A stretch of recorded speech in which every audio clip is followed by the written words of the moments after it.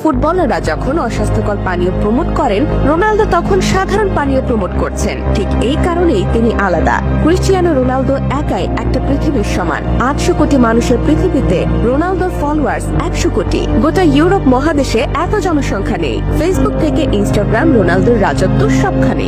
YouTube channel খুলে মাত্র 1.5 ঘন্টায় তিনি 1 মিলিয়ন সাবস্ক্রাইবার পেয়েছেন। এক সপ্তাহ না যেতেই পেয়ে যান 50 মিলিয়ন সাবস্ক্রাইবার। ইনস্টাগ্রামে তার ফলোয়ার 63 কোটি 90 লাখ, যা বিশ্বের মোট জনসংখ্যার প্রায় 8%। রোনালদো আলাদা একটা ব্র্যান্ড। রোনালদোর জনপ্রিয়তা দেখে খোদ মিস্টার বিস্ট বিস্মিত। রোনালদোর সঙ্গে আলাপকালে মিস্টার বিস্ট বলেছেন, রোনালদো, তুমি যখন ইউটিউব চ্যানেল ওপেন করলে আমি ভেবেছিলাম প্রথম মাসে 20 থেকে 30 মিলিয়ন সাবস্ক্রাইবার হবে, কিন্তু না, তুমি আমাকে অবাক করে দিয়েছো। মিস্টার বিস্ট রোনালদোকে প্রশ্ন করেন, তুমি কি অবাক হওনি এত অল্প সময় এত সাবস্ক্রাইবার অতিক্রম করেছে?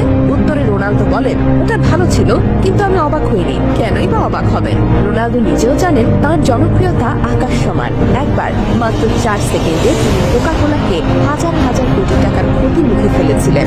রোনালদো শুধু কোকা-কোলার বোতল সরিয়ে সাধারণ পানির বোতল টেবিলের উপর রেখেছিলেন, আর মাত্র আধা ঘন্টার মধ্যে কোকা-কোলার ব্র্যান্ড মূল্য $400 কোটি কমে যায়। রোনালদোকে বলা হয় আইডলদের আইডল।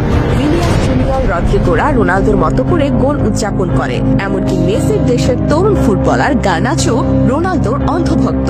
বিরাট কোহলি, এমবাপ্পেরাও রোনালদোকে আইডল মানে। রোনালদোর হেটার্সও অনেক। সমালোচকদের উদ্দেশ্যে রোনালদো বলেন, আপনার ভালোবাসা আমাকে শক্তিশালী করে, আপনার ঘৃণা আমাকে অপ্রতিরোধক করে। 2015 সাল নেপালে ঘটে যায় স্মরণকালে সবচেয়ে ভয়াবহ ভূমিকম্প। রোনালদোর কানে সেই খবর পৌঁছে যায়। খবর পাওয়া যায়, সাথে সাথে তিনি দান করেন $79 লাখ। বাংলাদেশি মুদ্রায় যা প্রায় 63 কোটি টাকার সমান। প্রলয়ঙ্করী করে সেই ভূমিকম্পে নেপালে 8,000-এর বেশি মানুষ প্রাণ হারিয়েছিল। তুরস্ক ভূমিকম্পেও তিনি ক্ষতিগ্রস্তদের পাশে দাঁড়িয়ে প্রশংসিত হয়েছিলেন। এই ভূমিকম্পে রোনালদোর খুদে ভক্ত 10 বছরের শিশু নাবিল সাইদ সর্বস্ব হারিয়েছিল। একমাত্র আশ্রয়স্থল বাবাকেও কেড়ে নিয়েছিল ভূমিকম্প। খুদে ভক্তের এমন দুর্দিনে পাশে দাঁড়াতে বলেন রোনালদো। নাবিল সাইদের সঙ্গে দেখা করে তার পড়াশোনার যাবতীয় দায়িত্ব নেন পর্তুগিজ মহাতারকা।